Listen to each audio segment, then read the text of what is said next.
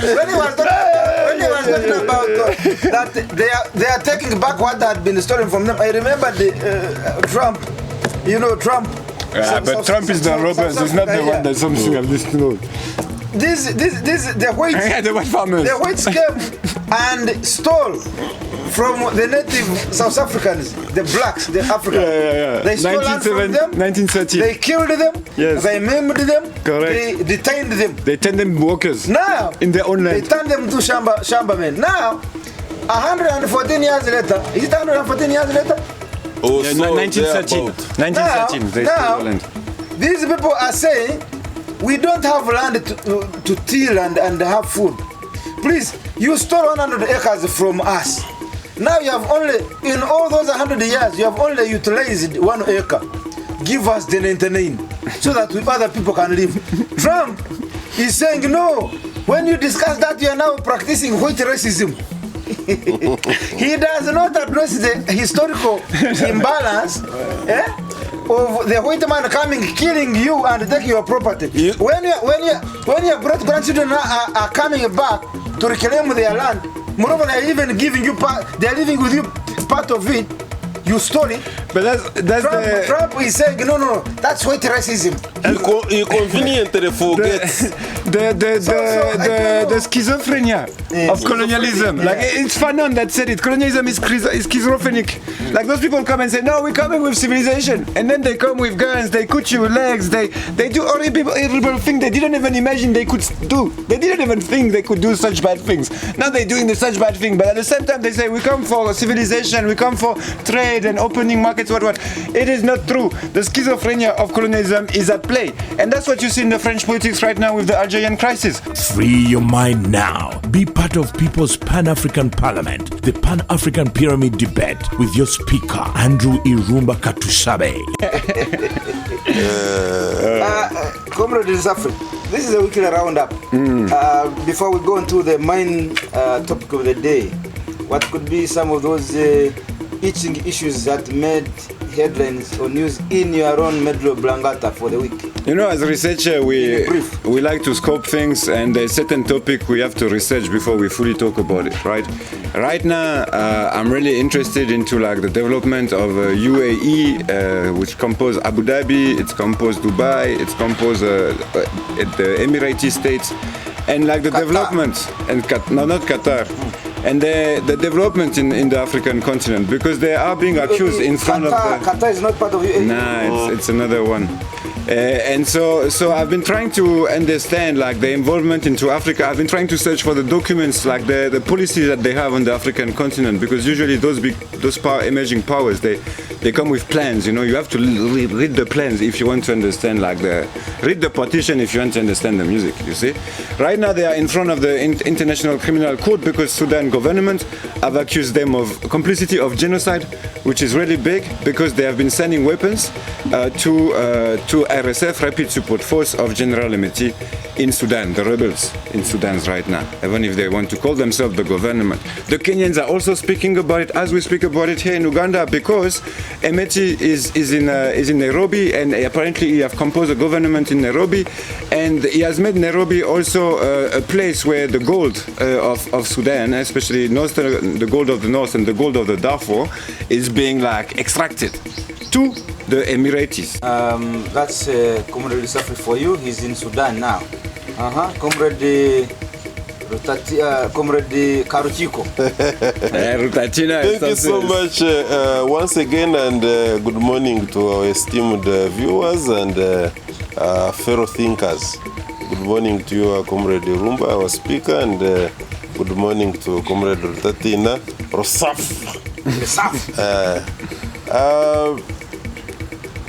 More or less, because even before we came to the cameras, we were talking about the same thing. What Ndugu Rutatina has just been talking about, certainly he has not been looking at it alone. I want to add my voice and say it speaks to what we were discussing last time. And this is to say that colonialism and now imperialism, if you like, is no longer being directly practiced by the real culprits as we knew them.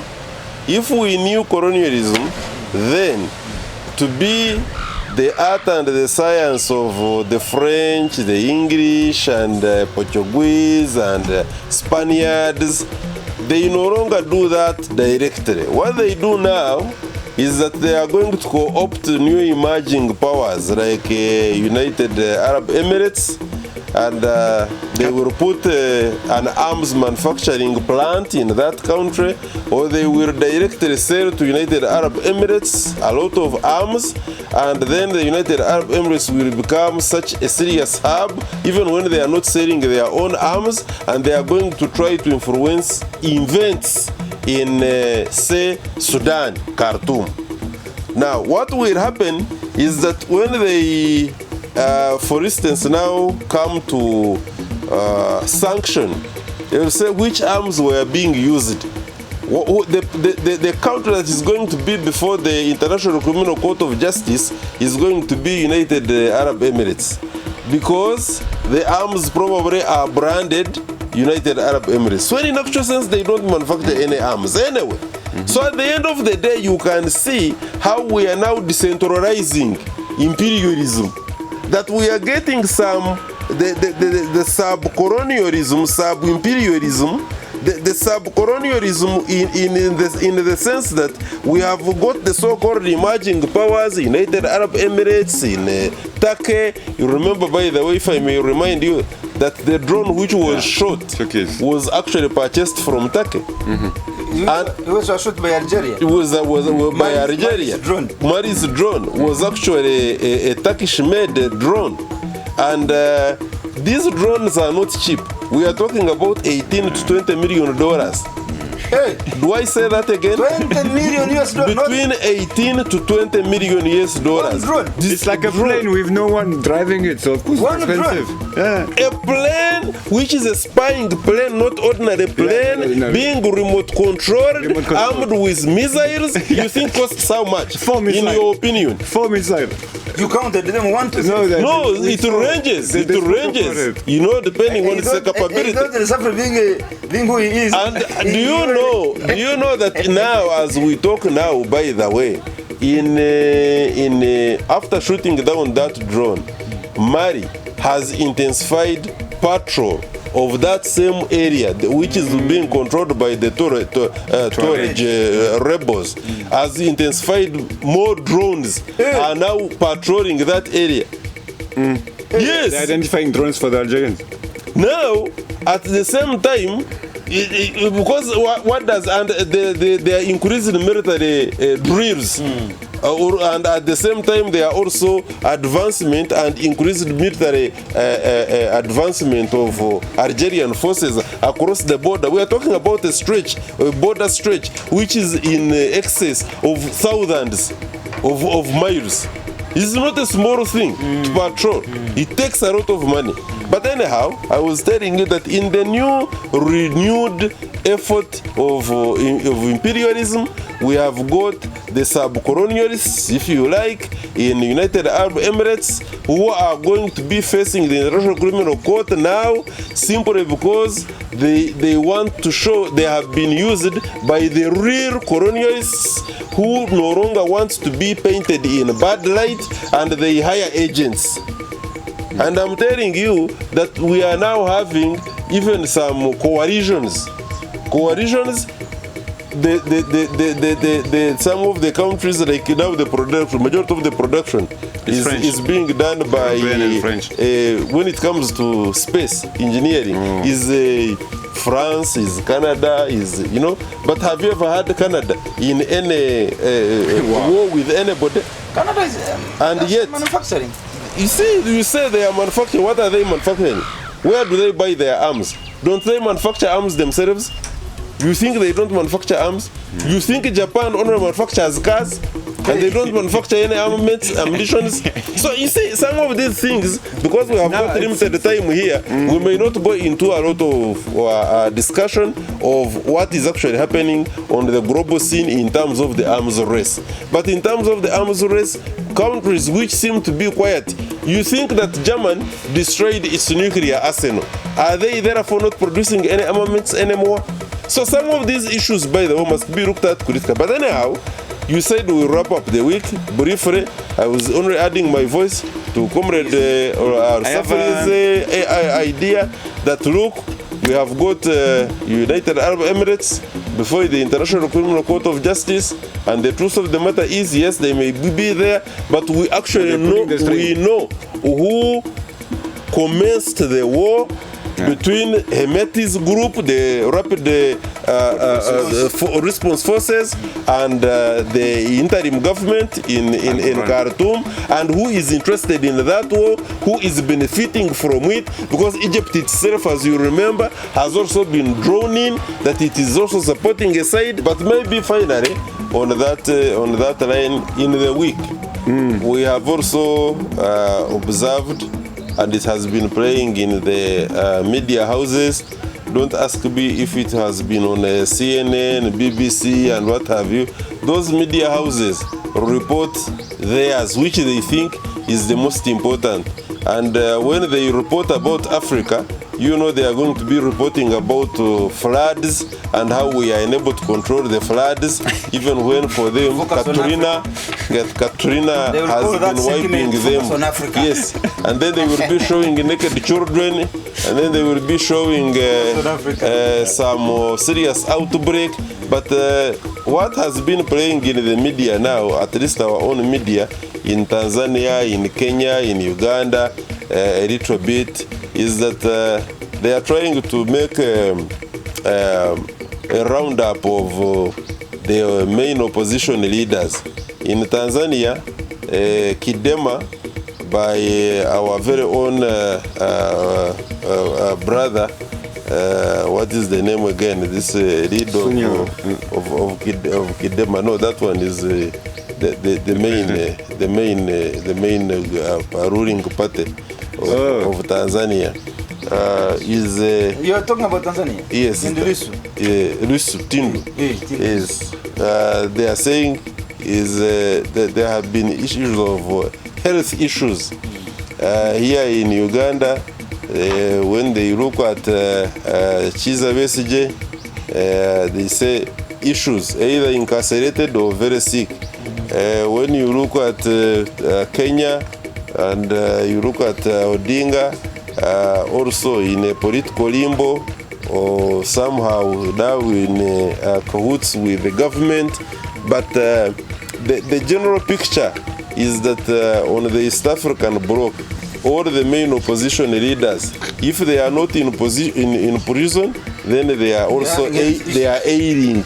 So the question is, what could be the reason as to why all this is happening? Can't we have health political reasons? And maybe when you get time, Mr. Speaker, sir, we shall go into that to see. Is it that for us, when it comes to political hygiene, whether it is in opposition or it is in the mainstream ruling governments, we are unable to clean up our own act? Probably not. We are able, but somehow, because of the interests of the foreign powers. And you see, again, as I conclude on this, there is something, because conclude I must, there is something which is also very unique.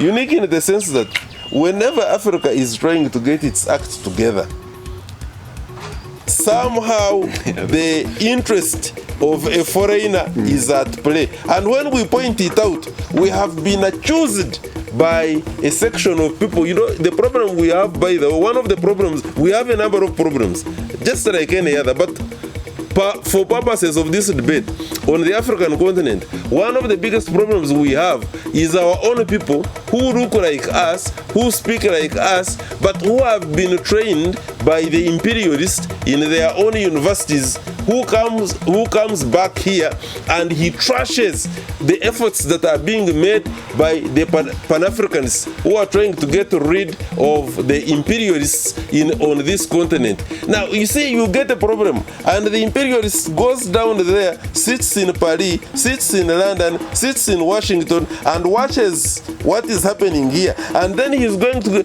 like, you see what happens in the media. When you go to CNN and you look at how they are promoting, for instance, the opposition in Venezuela, they are going to focus on the opposition in Venezuela. They are going to look at him as the most upright person. Like they are going to give him the AFU. The entire world is going to look at that, and then when they post anything to do with Maduro, it will just be about brutalizing cities, burning vehicles. Therefore, yes, my brother. Conclusively, what I have observed is that you see on the Pan-African scene, one of the things we must combat, and combat decisively, is the growing or the emergence of a class of the so-called educated whose work is cut out by the imperialists to undermine the efforts of the genuine Pan-Africanists who are pointing and promoting the Pan-African agenda. Now, Comrade Safri Rutatina and Comrade Karuchiko, one more important thing that happened in Africa that the world has actually given less attention. I don't know why. I waited for you guys to raise it. None of you has done so. Are you aware? India. Because no. Yeah. Today's show is dedicated to Algeria. Yes. We want to look after what is happening between Mali and Algeria. We want now to make a clear-cut Pan-African credentials of Algeria. But one more positive thing happened this week about Algeria. Are you aware that Algeria was again elected? He was elected a member of the African Union Peace Security Council for a third term, for a 3-year term. Actually, Algeria beat Libya in the third round of voting. There was in the third round of voting. That's when they emerged winner. They got 34 votes against Libya, who got 15. So Algeria this week elevated itself to being a member at the African Union Peace Security Council. Okay. That's a very big achievement. It comes when they're already having this altercation between Mali and Algeria. So I want to dedicate this, we want all of us to dedicate this show to, because I have seen Comrade Rugarama, that the older generations, your caliber and the generation of the President Museveni's, Nyerere's, they understood each country's contribution when it came to fighting for emancipation of Africa, self-rule. The off-cuff, if you met His Excellency President Museveni here, he would explain to you, not reading anywhere, he would start telling you the contributions of every country in Africa. 54 of them, he would tell you, this country did this, this country failed to do this, and because of this is why they are in the Pan-African aspect, he would tell you. So Algeria is one of those countries that actually have done a lot to the total liberation of Africa. But today, in our generation, if you hear the altercation between Mali and Algeria, it's very easy for somebody to simply start judging Algeria based on what they are seeing right now, without having a context or even giving the history its fair judgment. So that's why it's important that we bring that information out, and I believe in Comrade Karuchiko's ability in digging that information and bring it to the fore. So I will just give you an opener, and then you take it over from there. The maker of revolutionaries, the Algeria's Pan-African credentials. Algeria holds a prominent place in the history of Pan-Africanism, having been a cradle of liberation struggles across the continent and a strong supporter of African unity. After gaining independence from France in 1962 from Mr. Lissafre here.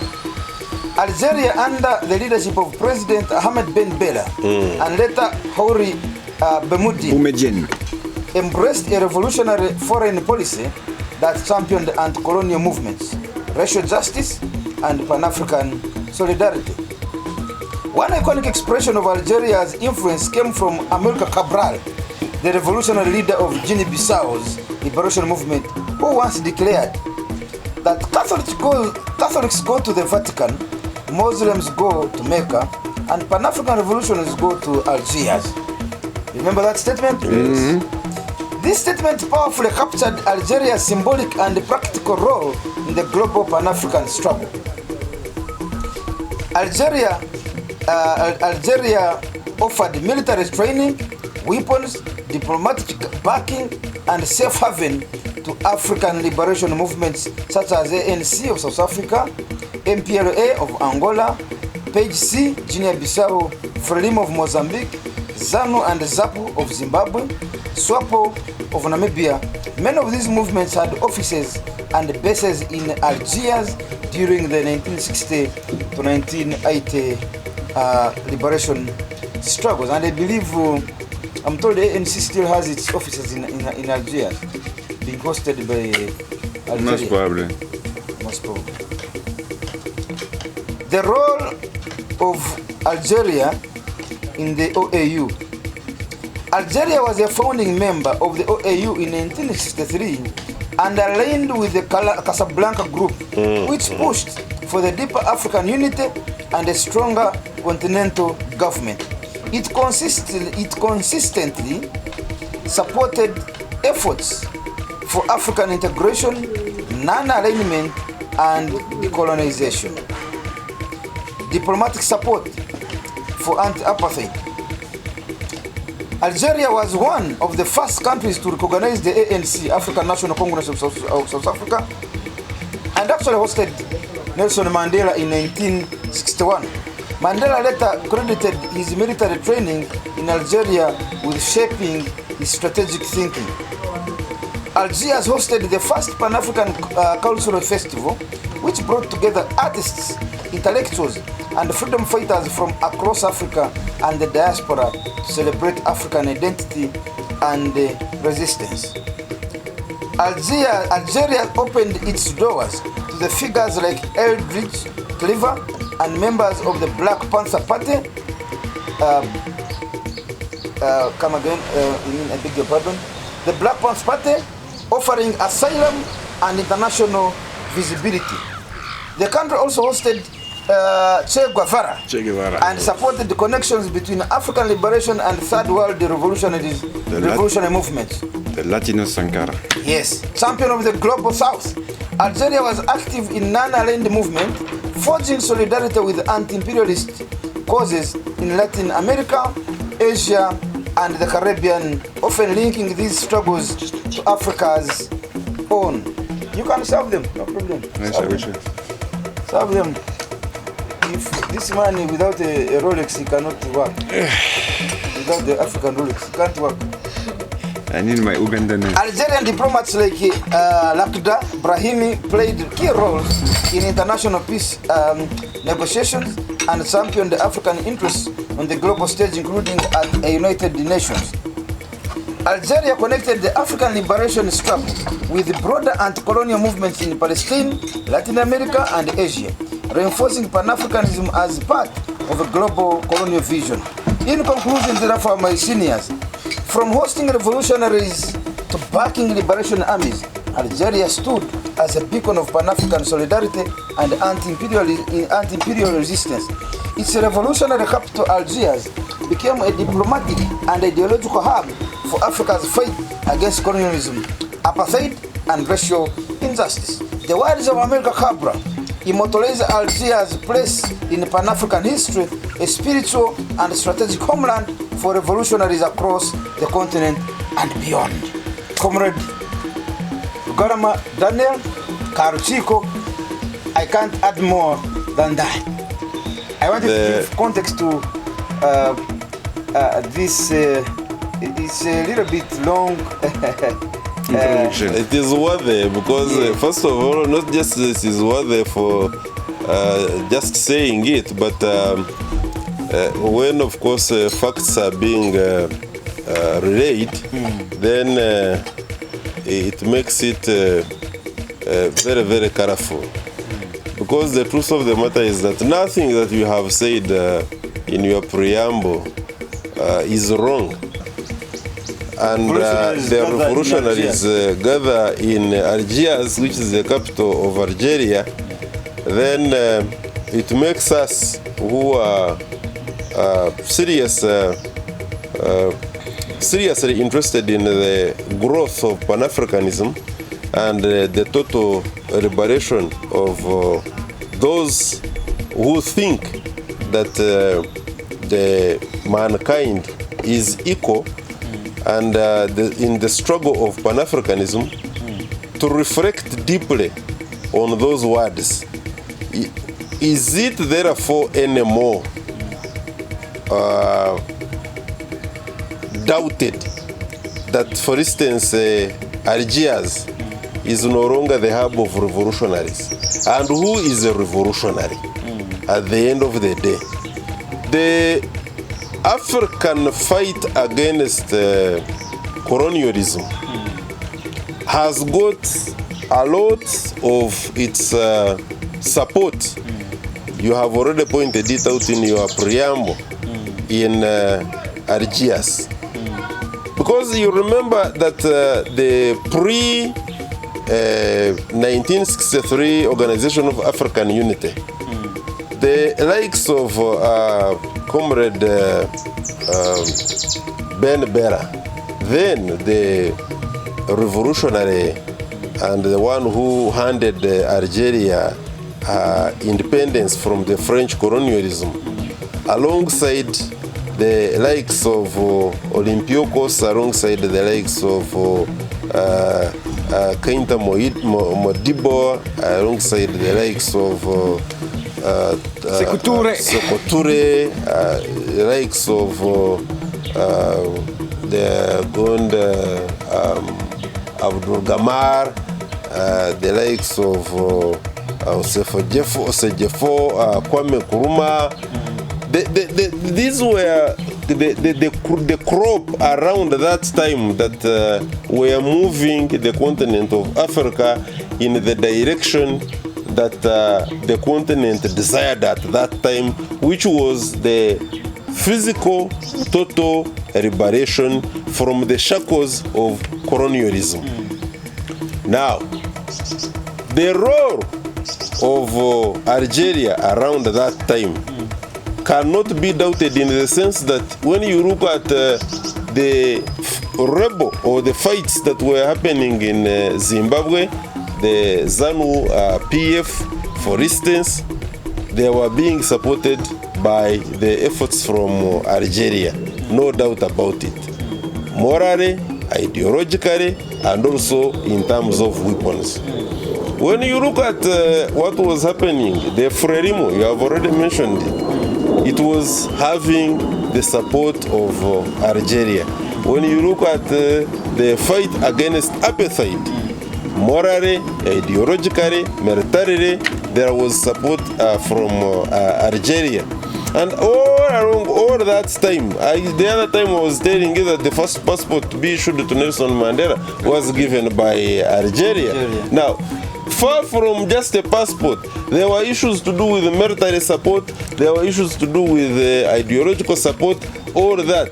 We have already captured that actually, even the head offices, when some countries never wanted to be associated with what they called rebel outfits. You remember that Nelson Mandela, even when he had become the president of South Africa, even when he was at Robben Island as a prisoner, he was being listed by the American government as a terrorist. You can imagine.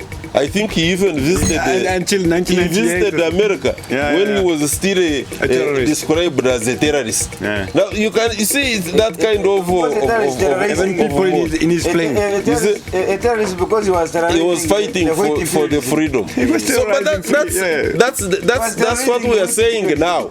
So at the end of the day, So they were correct to call him an imperialist. when you look at A terrorist. a terrorist. So at the end of the day, when you look at the role of Algeria and you factor in the point that the Sahel region has not been peaceful for a very long time. But even when it has not been peaceful, the Niger, the Burkina Faso, Mali itself, when you look at the rebel activities which started way back, and Algeria by 2015 had crafted in support of a peaceful resolution of a conflict, had crafted the Algiers peace agreement. Although that peace agreement itself also has was doubted by some sections of people in Mali, who doubted that probably it was good on paper, but in actual sense they were being Algeria was not sincere. But you see, the fact that the agreement managed to keep that peace for such a long time, and is still holding that peace, save for when recently there were change of government, and these three countries now want to take the kind of approach to the governance of their countries a little bit different from how the governance was. Probably that's what is creating the challenge. But I want to assure you that somebody who brings that level of peace in a region, and Algeria has been responsible for the kind of peace that we have observed in the Sahel region for such a long time, that even when they had a conflict, by the way, with Morocco, you remember they shut the borders, the relations became frosty. I don't think that the relations between Algeria and Morocco are any better now, but at least they have not gone to a full-blown war, and all thanks to the kind of diplomacy that Algeria has mastered over the years. Even when we know that's pure Pan-Africanism at work, even when we know, by the way, that the cause of the Porceria, and that is the Sahrawi Republic, is a cause and the stand of the African Union. It is not the same position that Morocco has, and Algeria has been supporting that. Now, we come to a realization that yes, you can have all the Pan-African credentials like Algeria has, and which has not come just yesterday. These have been built over time.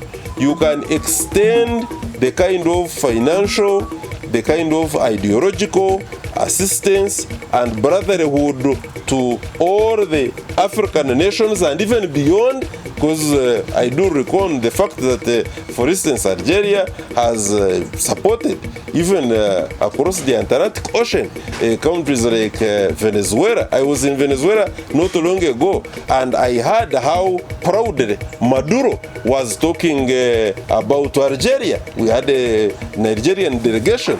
I have been in touch, I'm still in touch with the comrades from Cuba, and I know of how highly they speak of Algeria. So the Algerian community, the Algerian government has transcended color, has transcended religion, and they are at a level of Pan-Africanism, which for me, who comes from the Pan-African world, I hold to be the highest degree of mankind. And civility. Of legitimacy. You need to add that word civility. Yeah, So yeah. No, definitely. Comrade suffering. No, listen. I think the people who once colonized. But that's exactly what I want to speak about today, because we have also spoken lot to Algerian Pan-African credential, right?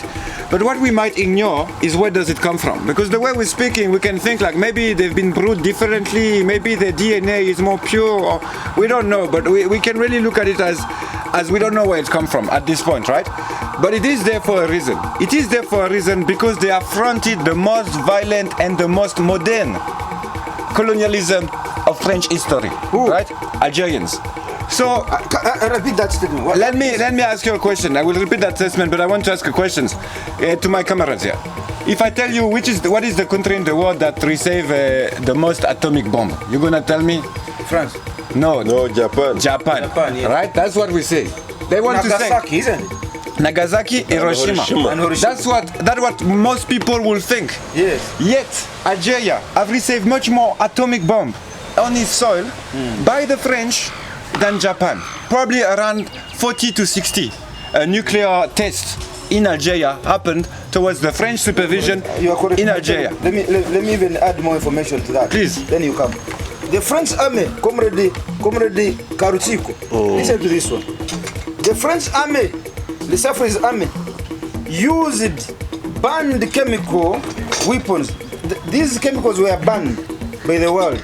Yes. But French used them during the Algerian War of Independence between 1954 and 1962. A brutal conflict between France and the National Liberation Front, called them FLN, which sought to end more than 130 years of French colonial rule in Algeria. They ruled them for more than 130 years.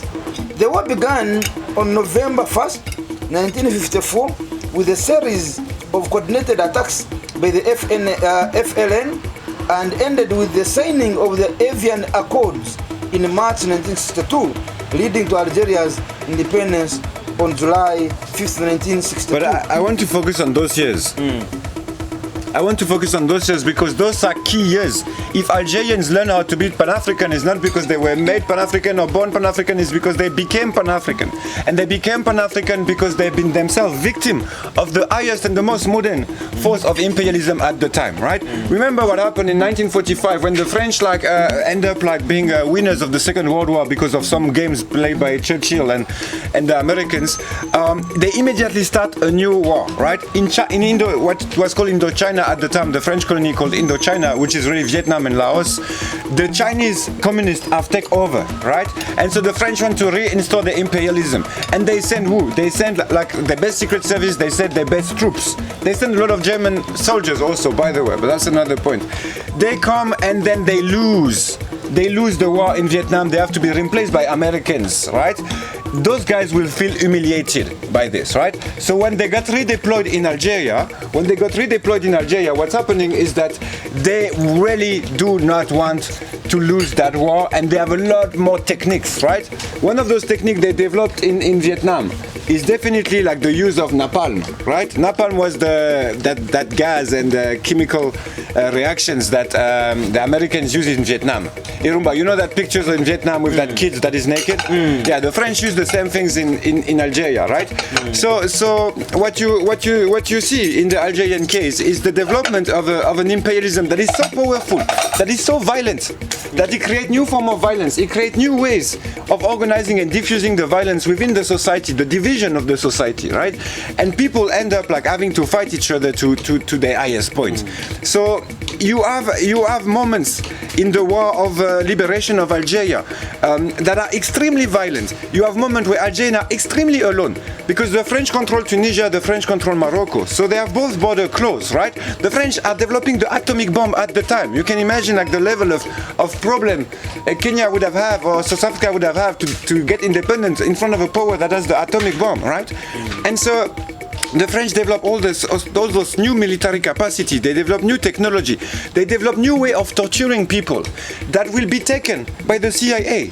So the French Ozares developed new things that were called the gangrène, right? It's a new technique of torture with electricity, where I can't even say it in TV because some young white viewers might not be shocked by it. But so yeah, you diffuse electricity, you get electricity in the main spots, and then you do electricity so the guy speaks, right? So they developed a whole counter. They did that to like a dude. What you have seen in apartheid South Africa was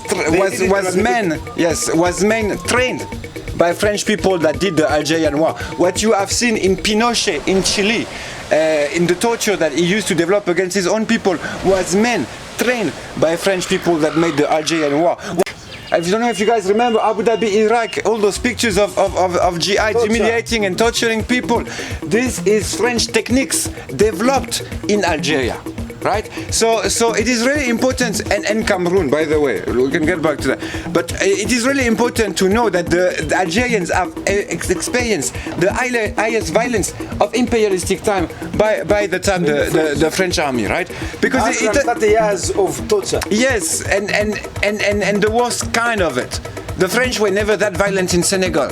They were never that violent you have few high points like this where the violence of the coloniality got super high, right? Obviously you have Namibia, right, with the genocide of the Hereros. We know you have South Africa and the oppression of black in South Africa. You have Algeria, right? Those three hotspots really had seen the highest deployment of physical violence towards the people. So when the people get independent, they have nothing. They have no land. A lot of things have been banned and destroyed, right? There is a lot of part in the desert where people can't even go because too much atomic bomb have exploded, and that does radioactivity. So like people can't even pass anymore. The country is being lacerated. The country has been cut and divided, right?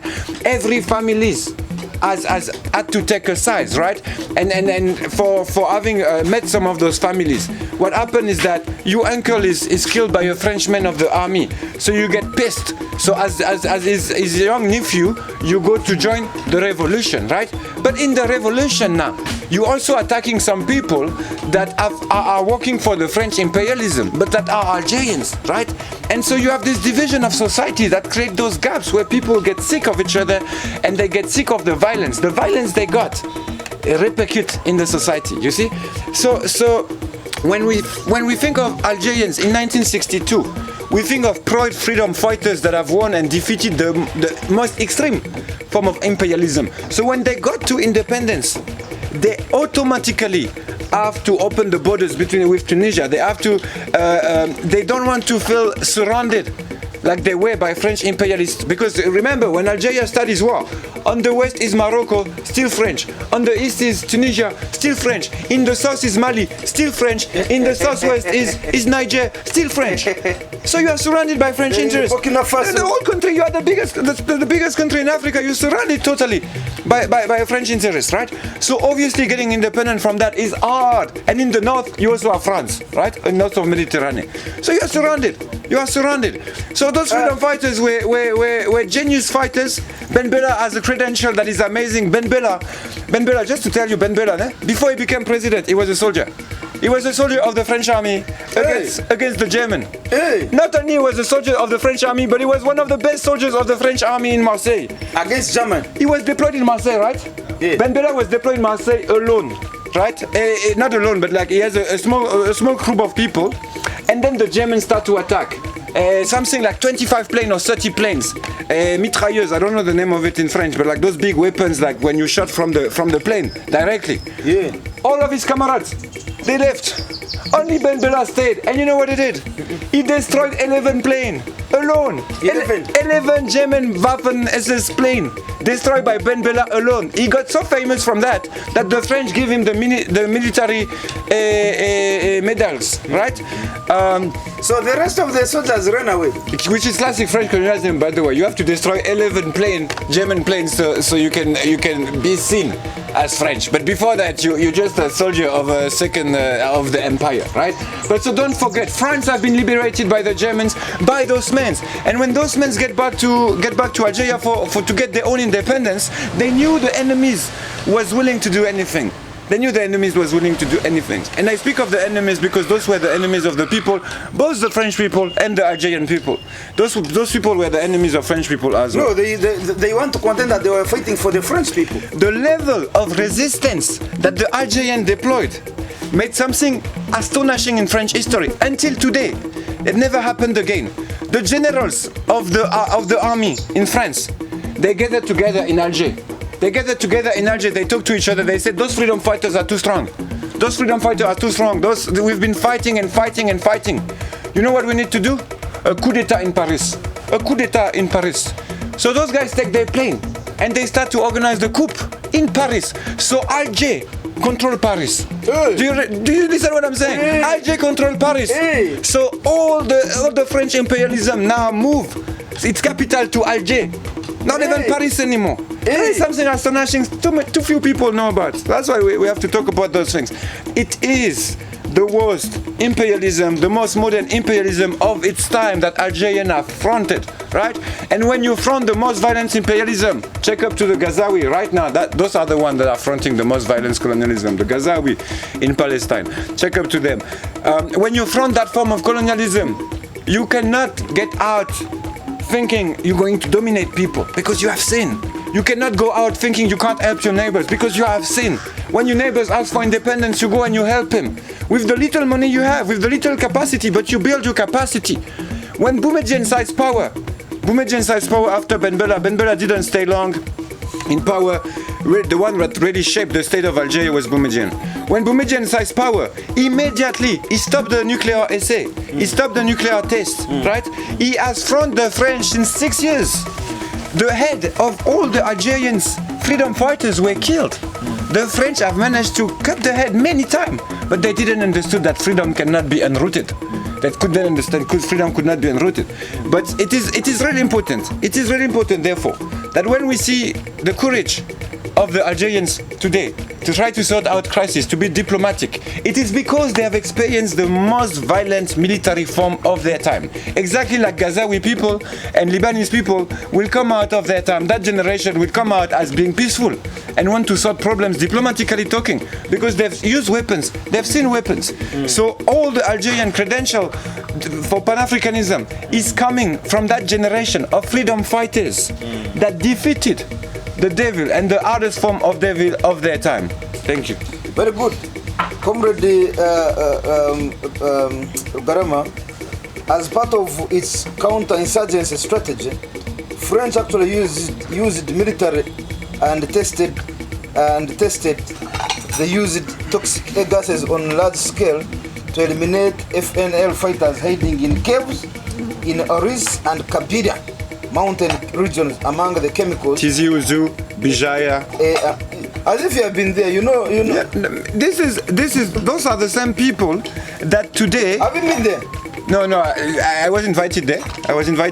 But the civil war. Talking about the Algerian villages, like caves, like it is, my man. Think about it. Think about it. Now tomorrow you're here. It's not happening, right? Of course it's not happening. But I'm saying, if tomorrow you hear that in Congo, some group of mercenaries have literally put an entire village in a cave, right? Natural cave, in order to put some gas things, ne?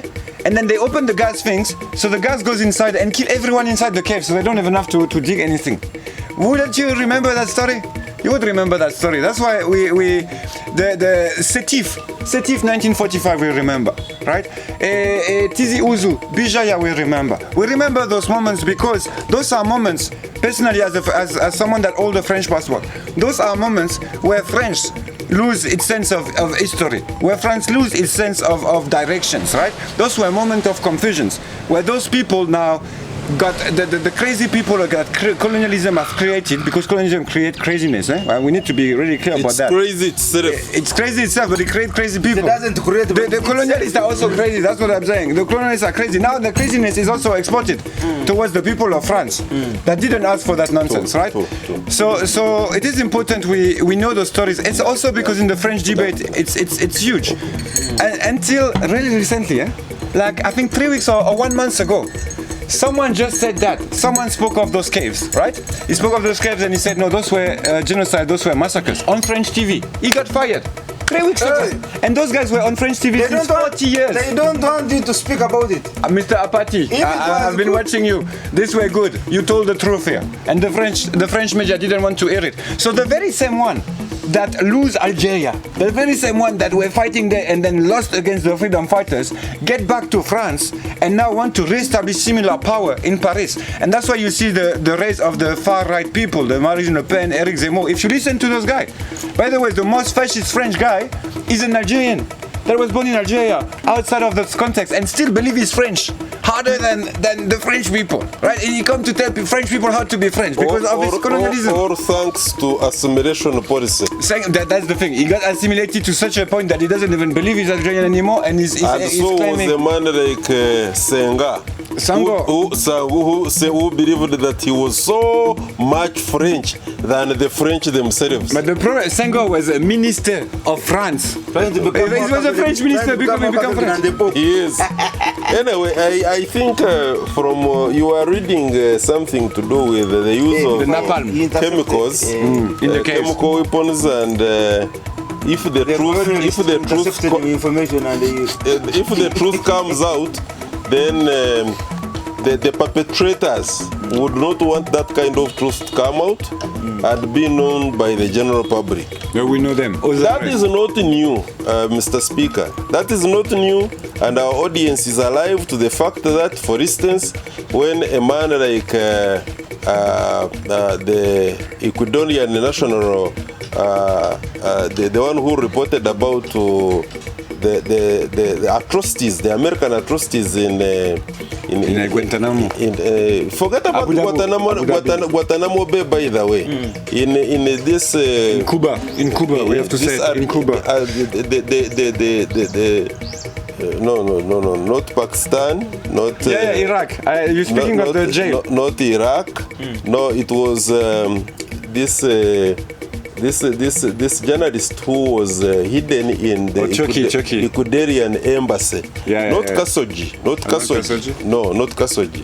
The Ecuadorian journalist, the one who hid in the Ecuadorian embassy in Britain. Snowden. And he was to be extracted at the heat of the campaigns between Trump and Hillary Clinton. You remember?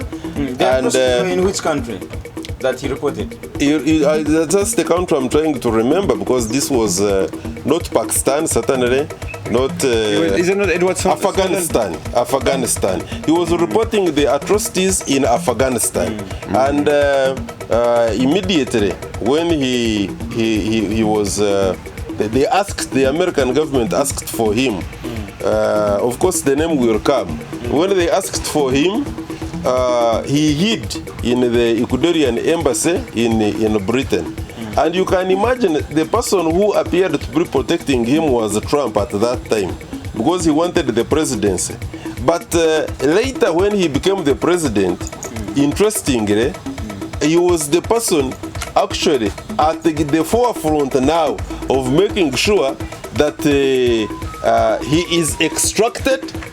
He comes from the embassy and then he is tried, simply because he was giving too much of the truth. So you can imagine the double standards that some of these imperialists So they were have simply trying somebody with too much information. Yeah, absolutely. And it is always the case, by the way. In order to bring him down. The same thing, and we are taking that one out of what you have just mentioned here, that look, this is what there was a use of chemical weapons, and my brother here, Comrade Rutatin, has also agreed to that fact and even expounded on it, that France used, and the country that has consumed a lot of bombs, chemical at that, is actually Algeria. And because they are against that background, their Pan-African credentials are not in doubt. But we are also looking at those that have perpetrated these atrocities world over, have always wanted the information not to come out. And the way they do it is to ensure that whoever is bringing out this information, I was telling you about the Afghanistan, and the journalist, even when he hid, he had to be removed from the embassy so that he could, the American could have a hold on to him because the WikiLeaks, the guy of WikiLeaks, Snowden. yes, It was Snowden. the guy of WikiLeaks, Assange, exactly, that's the name we are looking for. You see, you can imagine what happened to him, and all simply because he was telling too much truth. Come to our sister, Dr. Arkana Chombori. When she talked too much about the truth concerning the atrocities of France in the French West Africa, for instance, the way they have consistently promoted the agreements which they signed with all the 14 plus countries that they were assimilating during their colonial rule, they signed with them the Pact for Continuation of Colonialism. It's countries like Mali, I think, which rejected. They said we are not going to sign this. And when they signed that, the first countries to sign the Pact for Continuation of Colonialism. in other words, the colonialism that the French were having on the so-called French West Africa continued. The only difference is that they were practicing it. Even in Central Africa, not just the West, Yes. even Gabon, Even Gabon, there are countries which are not just in West Africa. They signed with them. And you are still, right, Gabon, Central African Republic, Central African Republic, Madagascar, Cameroon, yes, Cameroon also. and Cameroon. Yeah. That's why you see, but Cameroon, it was mostly northern Cameroon. But since it is the rest of the country, It's Cameroon. South Cameroon had the influence of the English, and that is why up to now South Cameroon And the is UPC. almost different from Northern Cameroon, and that's why the central government in Northern Cameroon is butchering the people of South Cameroon. There are almost two governments in Cameroon. You can imagine that. But the point we are building, we don't hear so much of it. exactly, because it We is hear so muted. much about Congo. It is muted. It is muted from the media.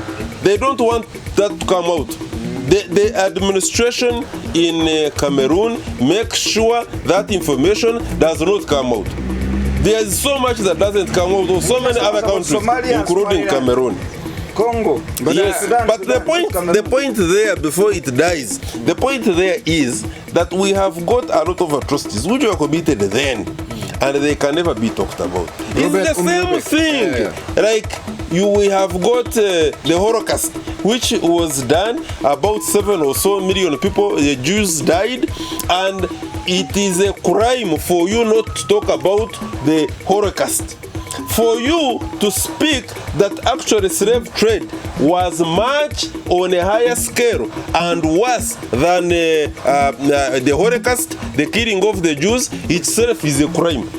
There is how they term it in America and these Jews in Israel. There is how they term it. For you not to appreciate that actually the Jews died, and you constantly say it out there, but how many times have you seen our own people here and away talk about slave trade, which not even slave trade, by the way. Even CP French Talk colonialism in Algeria. about the Leopold's activities in Congo. More than 14 million people died. How many Jews died? If we go by the numbers. Slave trade alone, how many did it consume? Were those not human beings?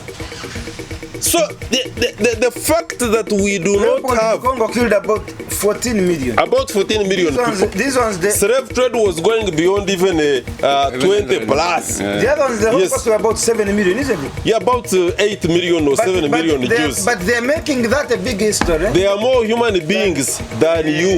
Okay. In other words, I'm sorry that they No, died, but that's but at least my grandfather never participated in killing them, nor did my father do, nor did myself. So at least as far as that crime is concerned, I am not a party. I can only sympathize with them. May their souls rest in eternal peace. But the point is here that we have got somebody who we may not necessarily point our fingers to, but who through history lenses is possibly behind the brewing confusion and likelihood that there is bad blood between our big brother Pan-Africans, the Algerians, and Mali. Yes, granted.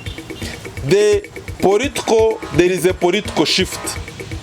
Mali is no longer what it was about 7, 10, 15 years ago. By 2015, when Algeria was entering into the peace agreement, the Algiers agreement, bringing normalcy between Mali and the Tuareg rebels. Yes, there has been a political shift. Yes, we know that the Sahel region have got into a confederation especially after the overthrow of those governments and the creation of the military governments, and they have gone into an alliance of the confederation of West African states in Mali, the Burkina Faso, and Niger. But at the same time, we are aware that the existing problem of the Tuareg rebels in the northern part neighboring Algeria has been persistent. Although the allegations, again, when you dig deep from the Pan-African angle, you hear through our investigations that you see that the Algerians have intentionally concealed the fact that their minerals, rare earth minerals in the part controlled by the Tuareg rebels, because remember at one time when they carried out that revolt, they almost created a separate state from the Republic of Mali. And that the accusation is that then the Algerians have created, through their 2015 agreement, they created almost separate state, and they have been protecting the Tuareg people, such that they could go ahead because they employed the company which is now exploiting the minerals within that region, and therefore that they would want to appear as if they are diplomats, whereas they are not. I want to dismiss that kind of allegation. My thinking is that we have gotten Algeria as whose tested credentials in high-level Pan-Africanism and diplomacy cannot be doubted, whose support in promoting peace, in promoting diplomacy, in promoting Pan-Africanism and self-entitlement cannot be doubted. How come this time we should doubt them simply because the political, there has been political shift?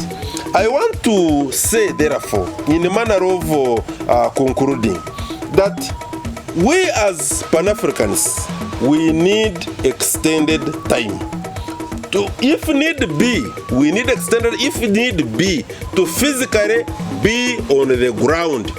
Our interest is that we need to understand what is happening to our long-term tested Pan-Africanist who has withstood the test of time, whose support and extension of generosity transcends boundaries, borders, crosses transatlantic ocean. What is happening that they cannot resolve a mere small problem between her neighbor Mali and herself?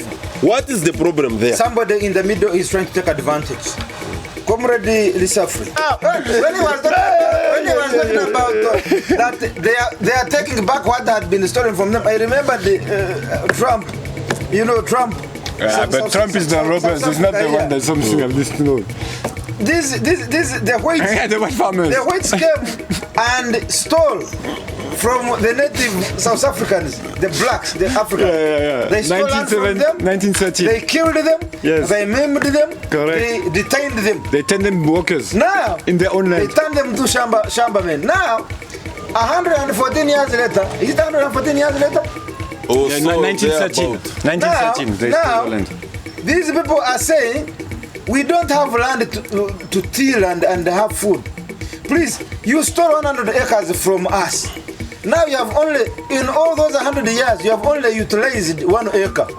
Give us the 99 so that other people can live. Trump He's saying, no, when you discuss that, you are now practicing white racism. He does not address the historical imbalance of the white man coming, killing you, and taking your property. When your great grandchildren are coming back to reclaim their land, moreover, they are even giving you part. They are living with you part of it. You story. But that's Trump is saying no. That's white racism. He conveniently forgets the schizophrenia of colonialism. Like it's Fanon that said it. Colonialism is schizophrenic.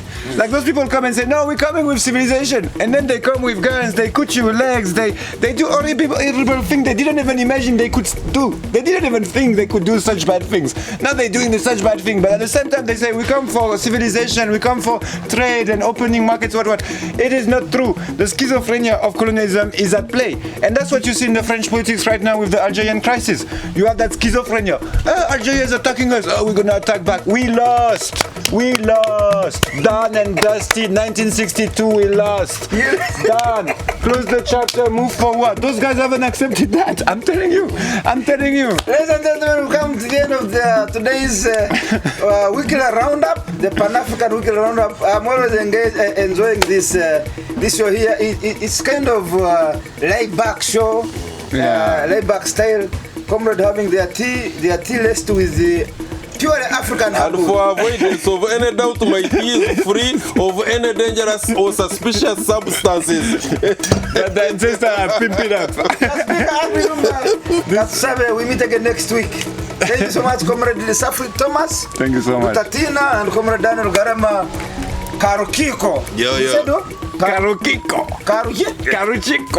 Africa, don't agonize. Organize. Don't agonize. Organize. One Africa. One people. One Africa. One people. Aluta. Continue. Amen. Thank you.